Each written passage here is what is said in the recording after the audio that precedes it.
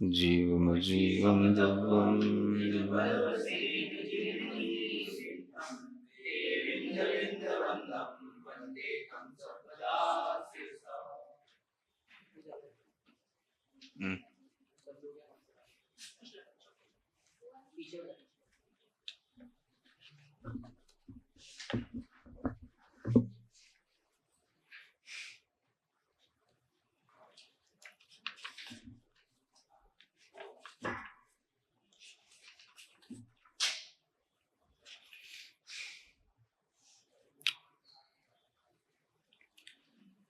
इदानीं स्वर्गपटल संख्या कथ्यते।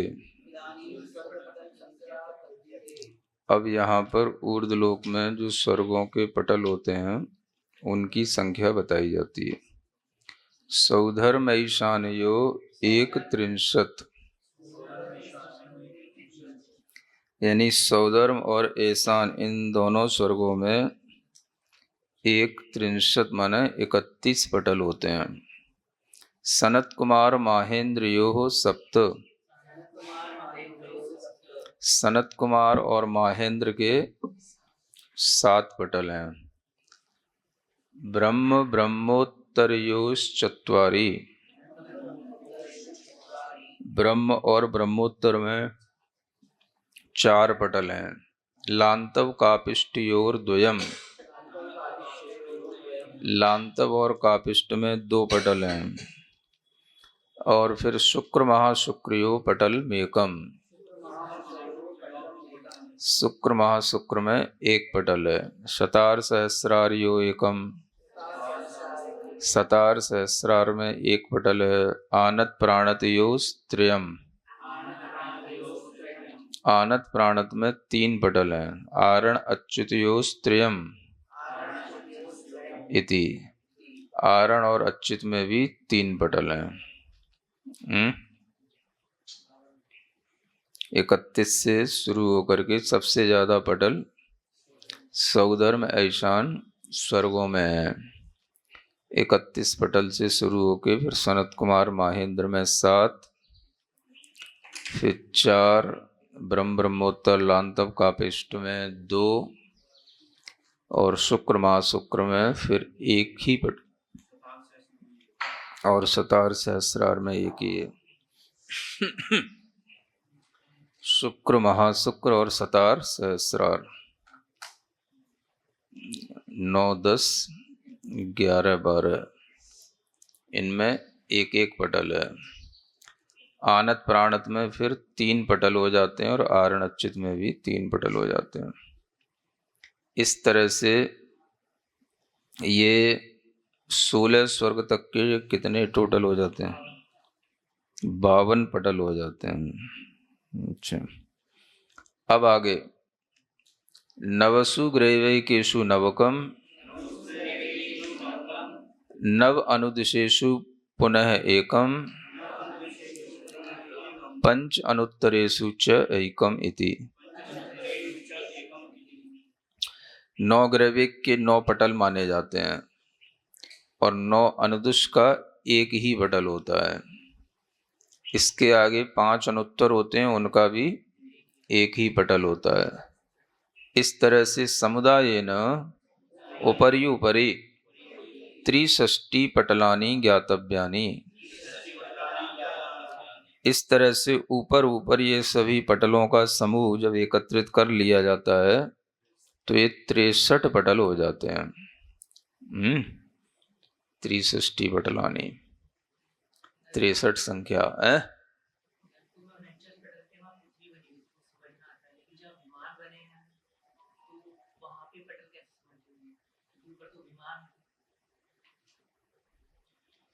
उससे क्या है?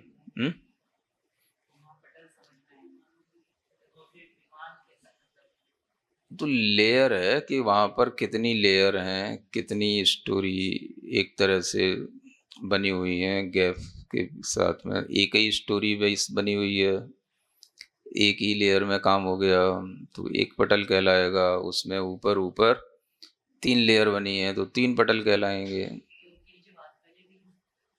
अब वो सब बात की बातें हैं। बीच में क्या है, पटल का मतलब लेयर है।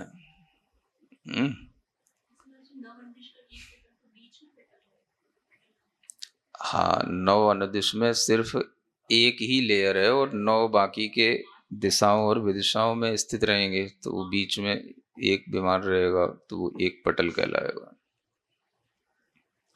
ऐसे ही 5 अनुत्तरों में चारों दिशाओं में 4 होते हैं, एक बीचों बीच में होता है, तो वो 5 अनुत्तर कहलाते हैं। तो पटल एक ही कहलाएगा। एक ही लेयर में 5, एक ही लेयर में 9 एक साथ हैं, वो दिशाओं विदिशाओं में भले ही हों, तो वो पटल कहलाएगा। अब 9 ग्रैविक के 9 पटल हैं, तो इसका मतलब कि वो 9 लेयर हैं उसमें भी अधो मध्य ऊर्ध्व ग्रैविक होते हैं, और तीनों की भी 3-3 लेयर हैं। तो अधो भी 3 प्रकार का हो गया, मध्य में भी 3-3 हो गए, ऐसे करके वो 9 ग्रैविक होते हैं। तो इसको पटल को सिर्फ इतने ही रूप में समझना। इस तरह से सब मिला करके ये 63 पटल जानने चाहिए।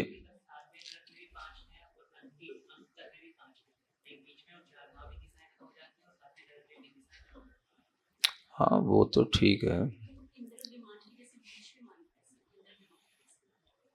तो पटलों के बीच में जो विमान होता है उसी को इंद्रक विमान कहते हैं।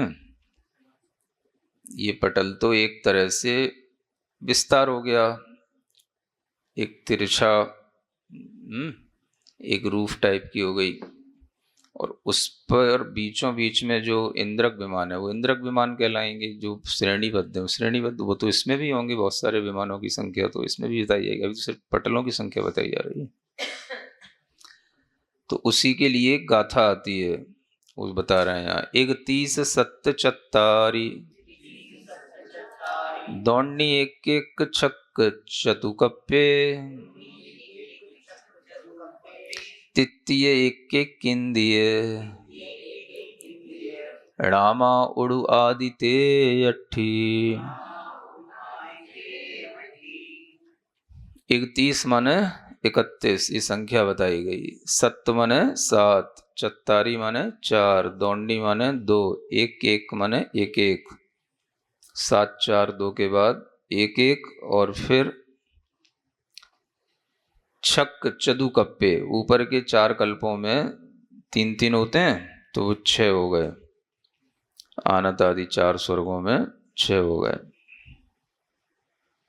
आनत प्राणत में 3, आरण अच्युत में 3, इस तरह से ये 3 हो गए। फिर तित्तीय 1-1, तित्तीय माने तीनों ग्रैविकों के ये 3-3, और नवग्रह अनुदिश का 1, पंच अनुत्तरों का 1-1 की।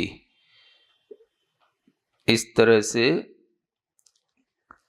यह 1-1 किदीयणामा, 1-1 किदीयणामा, इन सबको एकत्रित करके उड़ू आदि यानी जो ऋजु आदि नाम से ये 63 पटल हो जाते हैं। जो पहले विमान का नाम ऋजु विमान है ना, सौधर्म स्वर्ग का जो पहला विमान है वो प्रथम पटल पर होगा, तो उसी को आदि लेकर के ऐसे 63 इंद्रक ये विमान हो जाते हैं। तो वो ऋजु विमान भी प्रथम पटल का प्रथम इंद्रक विमान कहलाएगा। सबसे पहला इंद्रक विमान ऋजु विमान कहलाएगा। अतः परम प्रथम पटल व्याख्यानम क्रियते। अब आगे प्रथम पटल की व्याख्या करते हैं। जैसे नरकों में बताया था पहला पटल, हाँ, सीमांतक नाम का था। उसमें जिस तरह से बिलों की व्याख्या की गई थी, इंद्रक बिल के दोनों तरफ श्रेणीबद्ध और बिलों की दिशा विदिशाओं में, उसी तरीके से यहाँ पर व्याख्या की जा रही है। ऋजु विमानम यदुक्तम पूर्वम मेरु चूलिकाया उपरि तस्य मनुष्य क्षेत्र प्रमाण विस्तारस्य इंद्रक संज्ञा। जो पहले मेरू की चूलिका के ऊपर ऋजु विमान की बात कही है, उसका मनुष्य क्षेत्र प्रमाण विस्तार है। वो ऋजु विमान कितना बड़ा है? मनुष्य क्षेत्र का जितना विस्तार है, यानी 45 लाख योजन विस्तार वाला वह ऋजु विमान है, उसकी इंद्रक संज्ञा कही जाती है। अब ये 45 वाले भी ये एक आंकड़े तैयार हो जाते हैं, है ना? कौन कौन सी चीज 45 लाख योजन विस्तार वाली हैं, तो ये भी बताया जाता है। तो मनुष्य क्षेत्र के साथ साथ ये पहला इंद्रक बिल हो गया।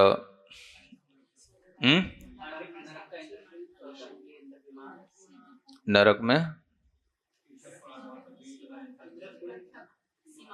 नहीं, नरक में कौन से नरक में? पहले नरक में।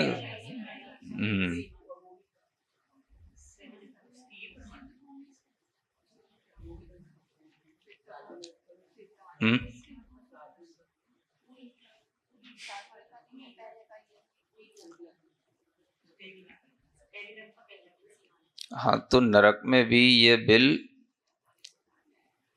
इतना ही प्रमाण है, ये जो पहले नरक का पहला बिल होगा ये। और उसी तरह से ये स्वर्ग का भी ये पहला विमान हो गया, सिद्धशिला हो गई, मनुष्य क्षेत्र हो गया, वो एक ही बात है, सिद्धशिला और सिद्धलोक अलग अलग लिए हैं। तो ऐसे ये 5 चीजें 45 लाख योजन वाली कहलाती है, पंच 45।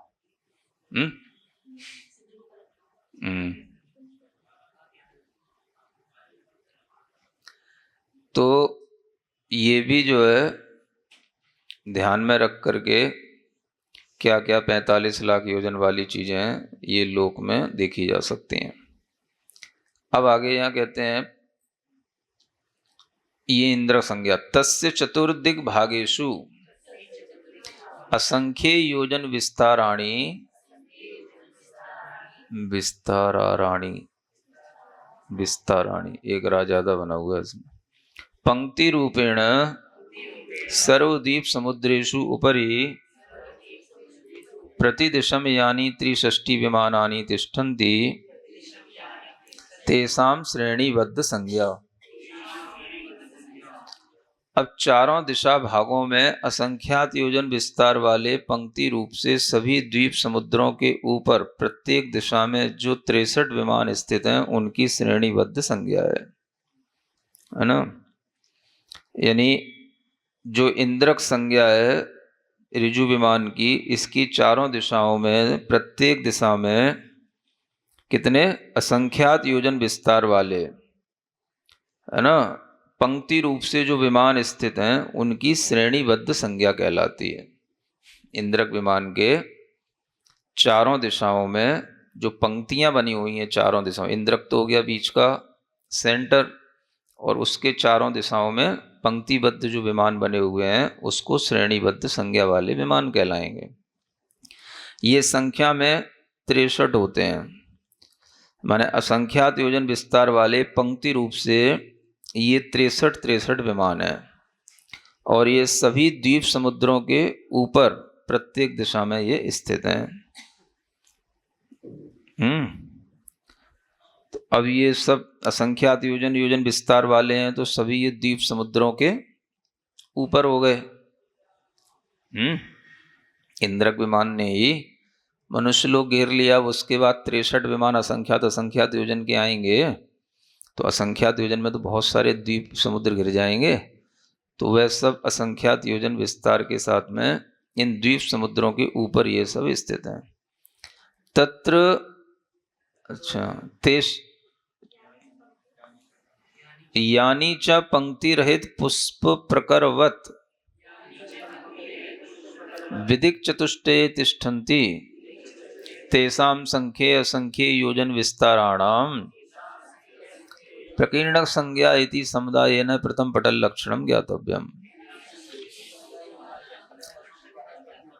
अब जो पंक्तियों से रहित होकर के पुष्प प्रकर के समान, जैसे पुष्पों को बिखेर दिया जाता है, उसके समान जो विदिशाओं में जो स्थित हैं उनकी प्रकीर्णक संज्ञा जानना चाहिए। ये संख्यात योजन विस्तार वाले भी होते हैं और असंख्यात योजन विस्तार वाले भी होते हैं। तो यही सब बिलों के साथ भी ऐसे ही बताया था, नरक बिलों में भी इसी तरह से बताया था कि जो श्रेणीबद्ध बिल थे वो भी असंख्यात योजन विस्तार वाले थे और जो प्रकीर्णक बिल थे वो दोनों तरह के थे। उसी तरीके से यहाँ पर भी जानना। तो इनको प्रकीर्णक संज्ञा कहते हैं। इस तरह से प्रथम पटल का लक्षण ये पूरा हो जाता है। तत्र पूर्वा पर दक्षिण श्रेणी त्रय विमानानि।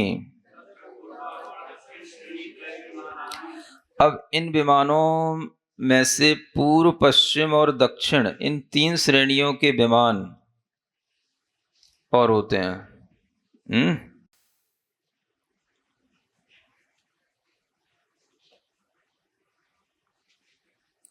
तन्मध्ये विदिग्द्वय विमानानि च सौधर्म संबंधिनी भवन्ति।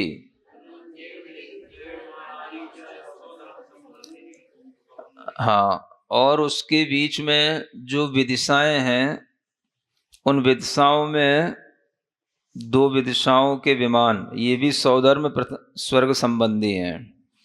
मतलब ये बता रहे हैं कि सौधर्म और ईशान स्वर्ग में ये सब दोनों दिशाओं में जो फैले हुए हैं इनका बंटवारा कैसे होता है, कौन सौधर्म स्वर्ग के विमान कहलाएंगे, कौन ईशान स्वर्ग के विमान कहलाएंगे, है ना। तो उसमें ये बताया गया है कि सौधर्म स्वर्ग वाले कौन से, पूर्व दिशा के, पश्चिम दिशा के और दक्षिण श्रेणी के। इन तीनों श्रेणियों के जो विमान है, जो 4 श्रेणियां बनेंगी ना, इंद्रक की श्रेणीबद्ध विमान 4 होंगे, पूर्व, पश्चिम, दक्षिण, उत्तर। तो पूरब के, पश्चिम के और दक्षिण के तो ये कहलाए सौधर्म स्वर्ग के विमान इन संबंधी, और उत्तर दिशा के जो होंगे, है ना, वो ईशान में चले जाएंगे। उत्तर श्रेणी के जो विमान होंगे वो ईशान स्वर्ग संबंधी हैं। तो ये दिशाओं में विभाजन हो गया। इसी तरह से इन 3 दिशाओं के बीच में पूर्व, पश्चिम और दक्षिण, एक तरह से पूरब से दक्षिण होते हुए पश्चिम की तरफ जाना, एक अर्ध चक्र गोला इन्हीं ने पूरा घेर लिया, ऐसा समझ सकते हैं, है ना। एक लाइन बीच में बनी है पूरब से लेके पश्चिम तक की। तो इसके बीच में जो 2 विदिशाएं आएंगी, पूरब और दक्षिण के बीच की और पश्चिम और दक्षिण के बीच की, तो इनमें भी जो विमान होंगे वे भी सब सौधर्म संबंधी कहलाएंगे, है ना। और शेष 2 विदिशाएं जो बचेंगी ऊपर की ओर, उत्तर, है ना, हाँ, पूर्व और उत्तर और पश्चिम उत्तर के बीच की, वो विदिशाओं के विमान भी ईशान स्वर्ग संबंधी होंगे। हाँ, ईशान दिशा भी है वो, पूर्व उत्तर की ओर के। तो ये ईशान स्वर्ग संबंधी ये विमान कहलाएंगे। तो इनमें बंटवारा भी रहता है, पूरे आकाश में फैले तो हैं, लेकिन ये आपका एरिया है, ये आपका एरिया, दोनों की सभाएं अलग अलग हैं।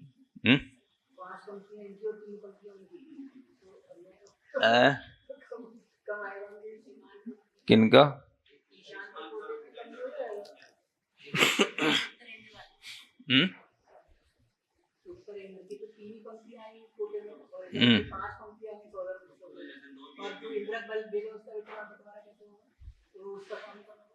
नहीं, तो प्रमुख तो सौधर्म इंद्र इसीलिए कहलाता है, प्रमुख है सौधर्म और ईशान, ये दोनों साथ साथ हैं, लेकिन जो प्रमुखता है तो विमानों की संख्या अधिक होने से या देवों की संख्या अधिक होने से सौधर्म सभा अपने आप में बड़ी सभा होती है।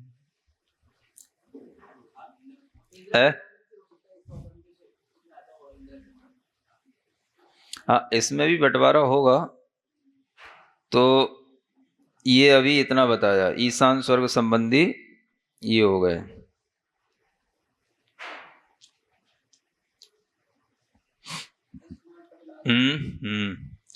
अस्मात् पटलात् उपरि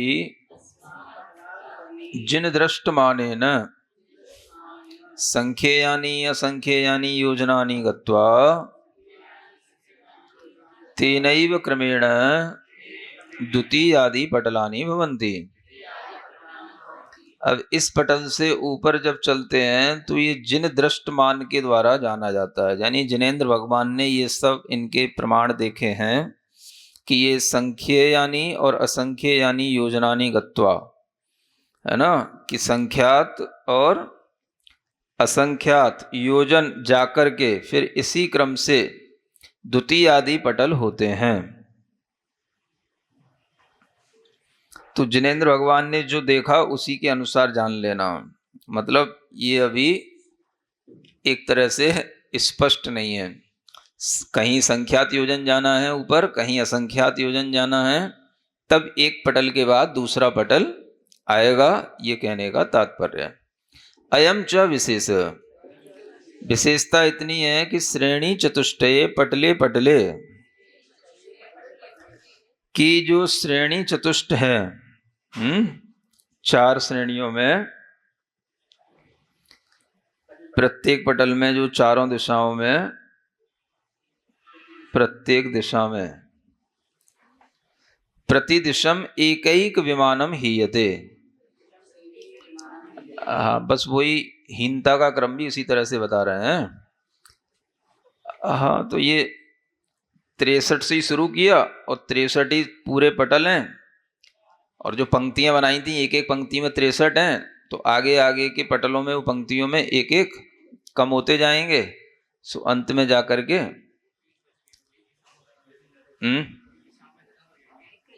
ना विदिशाओं में नहीं रहेंगे, लेकिन दिशाओं में 63 इंद्र है।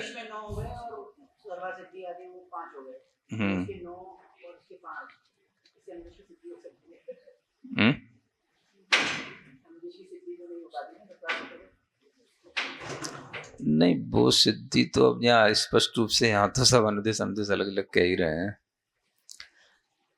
तो श्रेणी चतुष्ट के जो पटल हैं उनकी प्रत्येक पटल में प्रत्येक दिशा में एक एक विमान कम करते करते जब तक कि पंचनुत्तर पटल में पहुंचेंगे, चतुर्दिक्षु एक एक विमानम तिष्ठति। तो पंचनुत्तर वाला जब पटल पहुंचेंगे तो वहां पर चारों दिशाओं में वो एक एक विमान रह जाएगा, है ना। अंतिम जब पटल में पहुंचेंगे तो वहां पर चारों दिशाओं में सिर्फ एक एक विमान रह जाएगा। एते सौधर्मादि विमानाश्च चतुरशीति लक्ष्य सप्तनवति सहस्र त्रयोविंशति प्रमिता।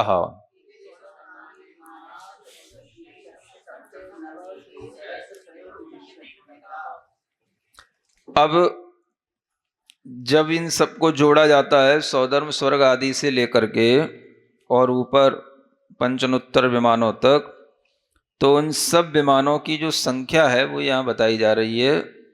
चतुरशीति लक्ष माने 84 लाख, सप्तनवति सहस्र माने 97,000 और त्रयोविंशति माने 23। इतने प्रमाण ये सब विमान होते हैं।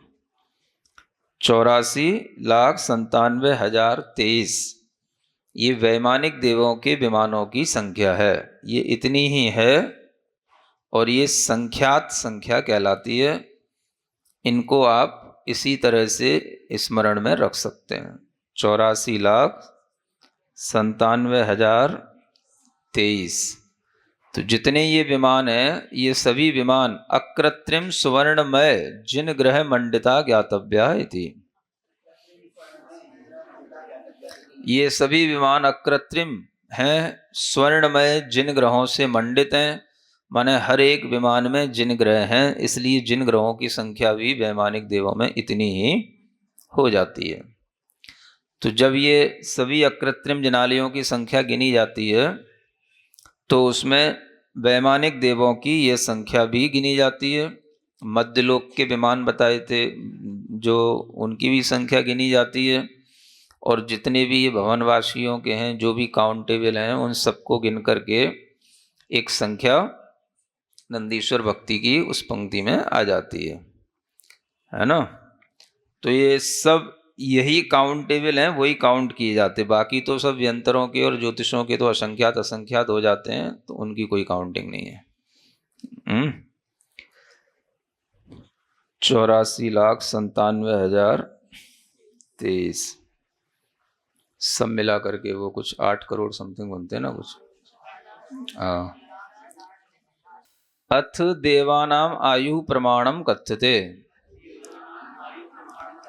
अब देवों की आयु का प्रमाण बताते हैं। अब ये पटलों का वर्णन होने के बाद अब देवों की आयु बताते हैं। भवनवासिषु जगन्येन 10 वर्ष श्राणी। भवनवासी जो देव हैं उनमें जगन्य से आयु 10,000 वर्ष की होती है। उत्कर्षेण पुनः असुर कुमारेषु सागरोपमम। उत्कृष्ट से देखेंगे तो असुर कुमारों में एक सागर की आयु होती है ना। भवनवासियों में सबसे बड़े देव यही माने जाते हैं, असुर कुमार। और देवों में भी बड़े देव वही माने जाते हैं जिनकी आयु ज़्यादा होती है। तो जिन असुर कुमारों को आप असुरों को बुरी दृष्टि से देखते हैं वो सबसे बड़े देव होते हैं, है ना। इसलिए अपनी दृष्टि अनेकांतिक बना के रखना चाहिए। हर किसी को एक ही दृष्टि से नहीं देखना चाहिए। असुर कुमार खराब देव हैं, सुन रखा ना, असुर कुमारो दीरित दुखा। तो इस तरह से ये नरकों में भले ही जाते हैं लेकिन सभी नहीं जाते। और बड़े पावरफुल देव जो अधोलोक में होते हैं वो यही कहलाते हैं। इन्हीं का नाम इसलिए सबसे ज़्यादा लिया जाता है। ए सुसुरा सुर मणुसिंध वंदितम। सुर और असुरों से जो भगवान वंदित हैं तो सुरों के बाद इन असुरों का ही नंबर आता है, ये भी ध्यान रखना है।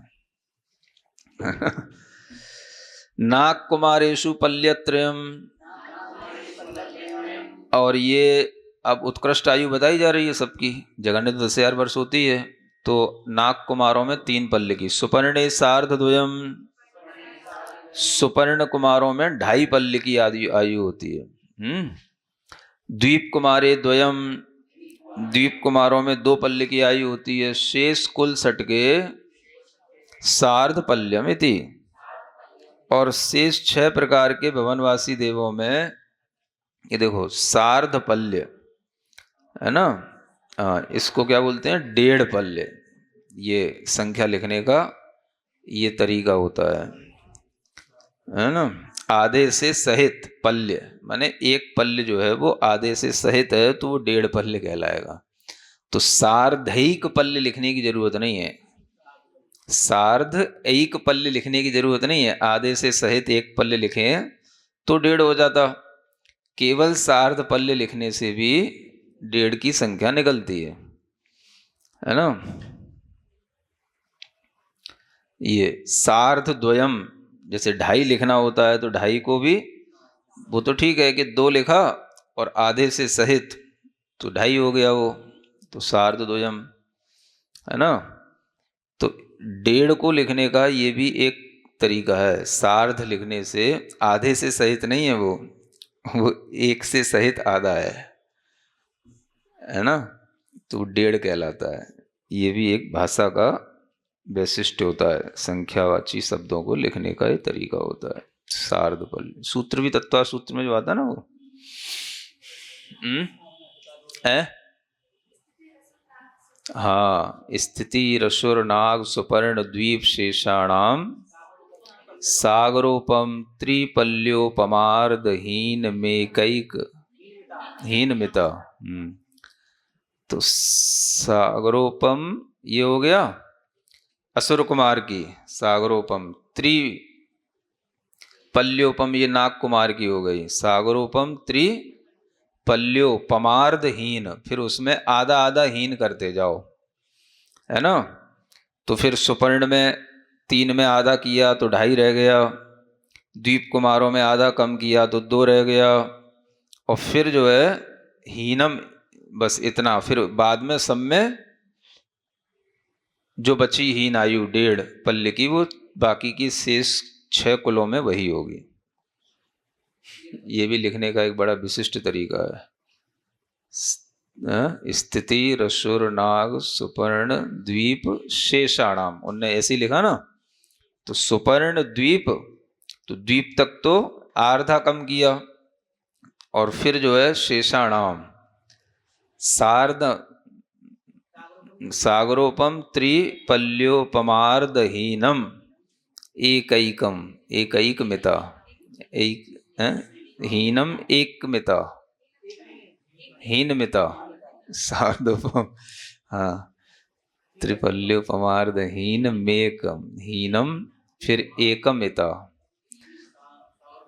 हीन मिता, हीन मिता हाँ हाँ वो तो है ही। इस पे भी आचार्य श्री का एक चिंतन रहता था, हीन मिता। इसको हीन मिता कहें कि हीनम इता कहें। इता माने गता प्राप्ता, हीनम, हीन मिता कहें तो हीन मित माने हीन प्रमाण, से दो अर्थ निकलते हैं इसके। सागरोपम त्रिपल्योपमार्ध, है ना, तीन पल्य से फिर अर्धहीन करते हुए, त्रिपल्योपमार्धहीन मिता, बस आप हीन करते जाओ। अब हीन कब तक करना, तो जो पहले विशेषण दे रखा है असुर नाग सुपर्ण, उससे पहले असुर की तो सागरोपम कह दी, उससे जोड़ लेना, है ना, थोड़ा क्लेशकारी है इससे अर्थ निकालना।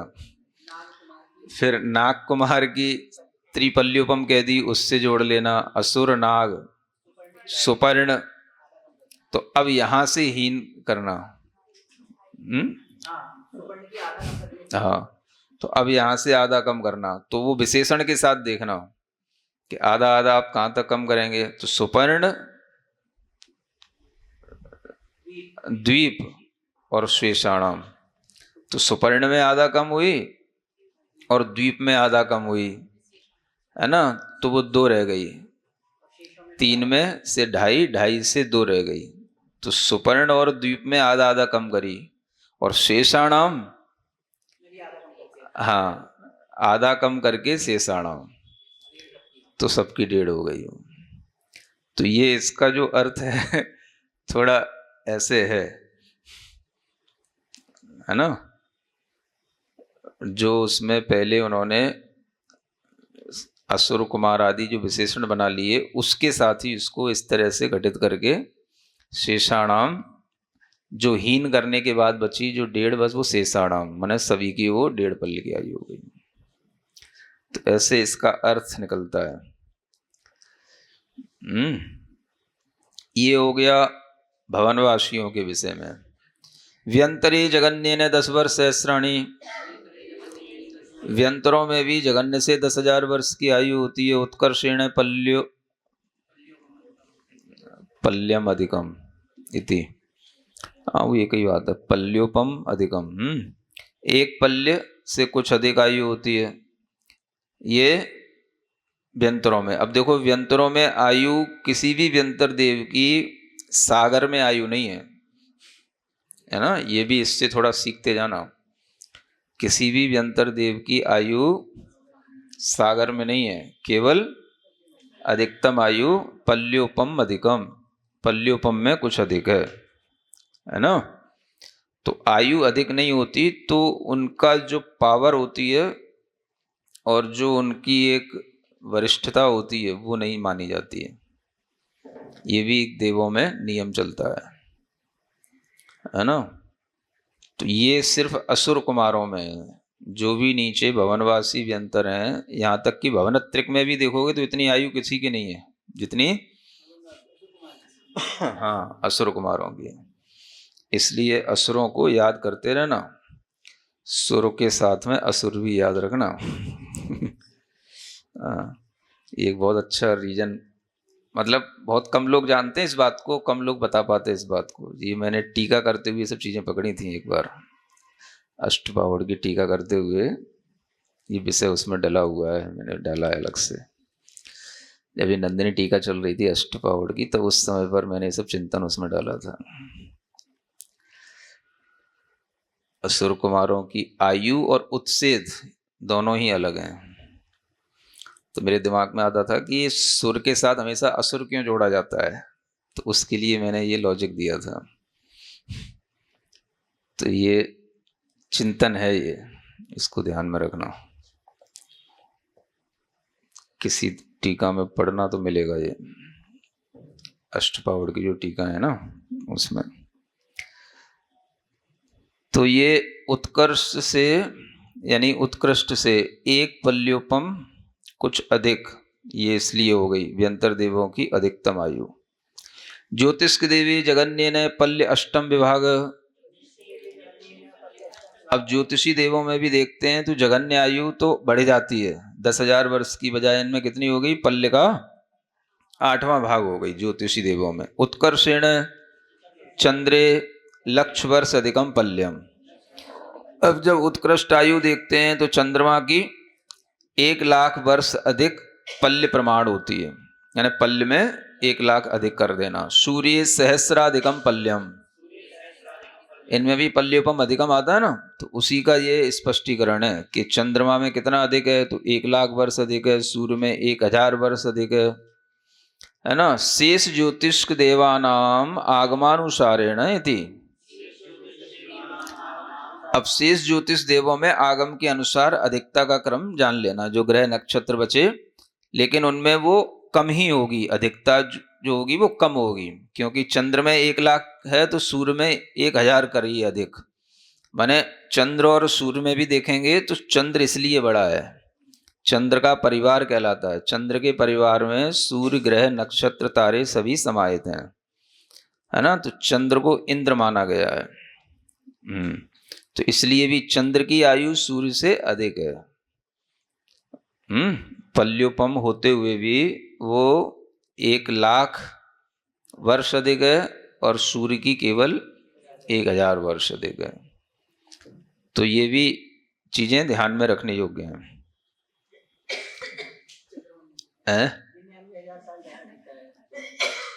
हाँ, तो जो देव इंद्र होता है, इंद्र की आयु बड़ी होती है, होनी चाहिए है ना।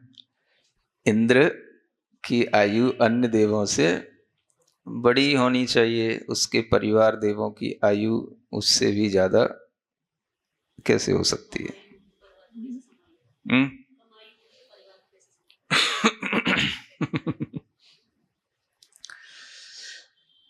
तो आयु भी अपने आप में एक ऐश्वर्य का प्रतीक माना जाता है ना। अल्प आयु एक तरह से हीन पुण्य का द्योतक होती है।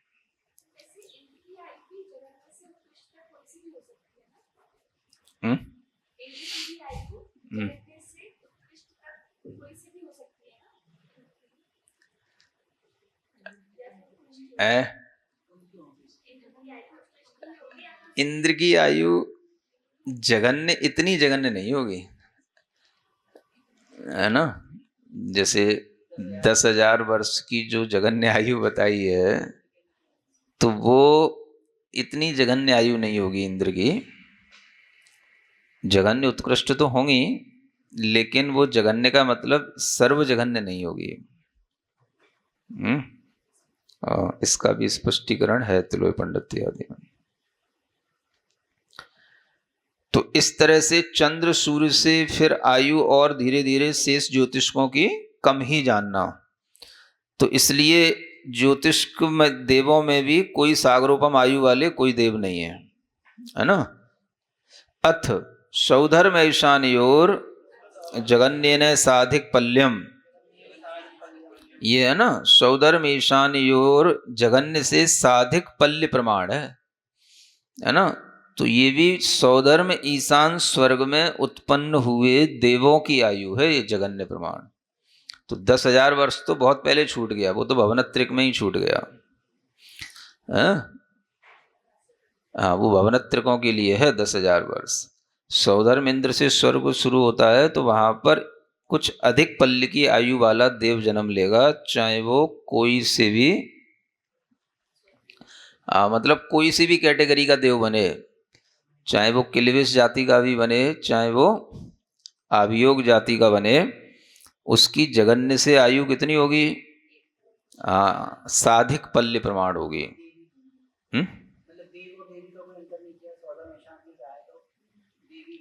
हाँ, नहीं, वो देवों की भी इतनी होती। सौधर्म स्वर्ग में देवियों की अलग से बताएंगे, वो तो पल्य प्रमाण होती है। लेकिन वैमानिक देवों में उत्पन्न होने वाले देवों की जगन्य आयु है ना, सादिक पल्ली प्रमाण जाननी चाहिए, पल्योपम से अधिक होती है। तत्वा सूत्र से भी क्लियर होता है ना वो तो। हाँ हाँ, अपरा पल्योपम अधिकम, ये तो इस तरह से ये पल्योपम से अधिक है। उत्कर्षेण साधिक सागरोपम द्वयम, और उत्कृष्ट से दो सागर में कुछ अधिक, ऐसे।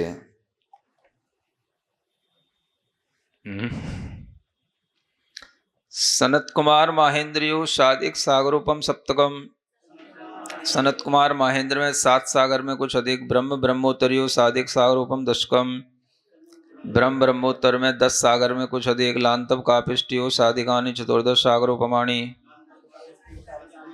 लांतव कापिष्ट में 14 सागर में कुछ अधिक। शुक्र महाशुक्रियो षोडश साधिकानि, शुक्र महाशुक्र में 16 सागर में कुछ अधिक। सतार सहस्रारियो अष्टादश साधिकानि, फिर ये शतार सहस्रार में 18 सागर में कुछ अधिक। आनत प्राणतयो विंशतिरेव, फिर ये अधिक का क्रम सहस्रार के बाद छूट जाता है ना। आनत प्राणत में 20 सागर की ही आयु रह जाती है, क्योंकि वो घातायुष की अपेक्षा से ही यह सहस्रार स्वर्ग तक चलती है आयु, 12वां स्वर्ग जिसे कहते हैं। आनत प्राणत में 20 की, आरण अच्युति और द्वाविंशति इति, और आरण अच्युत में 22 सागर की आयु हो जाती है। अतः परम अच्युताद ऊर्ध्वम कल्पातीत नवग्रैवेयकेषु द्वाविंशति सागरोपम प्रमाणाद ऊर्ध्वम एकैक सागरोपमे वर्धमाने सति 31 सागरोपमानि अवसान नवग्रैवेयके भवन्ति। आरण अच्युत नाम के जो 16वें स्वर्ग हैं, इनके ऊपर जो आयु है, माने 22 सागर की जो उनकी आयु है, इसके ऊपर अब आगे अच्युत स्वर्ग से ऊपर कल्पातीत जो नवग्रैवेक आदि कहलाते हैं, ये सब क्या बोलते हैं, कल्पातीत विमान कहलाते हैं। नवग्रैवेकों में 22 सागर से ऊपर एक एक सागर बढ़ाते चले जाओ। तो 9 ग्रैवेक हैं, तो एक एक सागर की आयु बढ़ने से 22 और 9 अंतिम ग्रैवेक की 31 सागर की आयु हो जाएगी। नव अनुदिश पटले द्वात्रिंशत, फिर 9 अनुदिश के पटल हैं, उनमें केवल एक सागर की आयु बढ़ जाएगी, जो 32 सागर कहलाएगी। पंच अनुत्तर पटले त्रयस्त्रिंशत, 5 अनुत्तर विमान है, उनमें 33 सागर की आयु हो जाएगी, है ना। 31 32 33।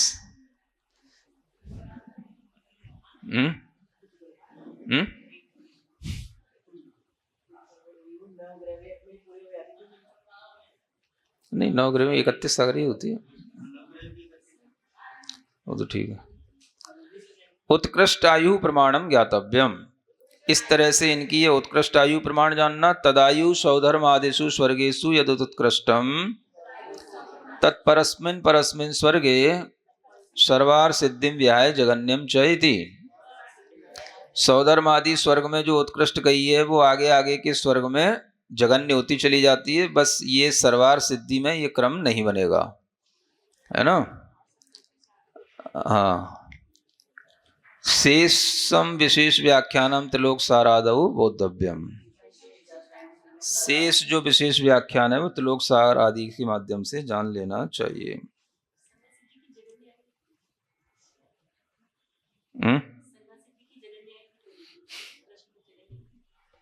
हाँ,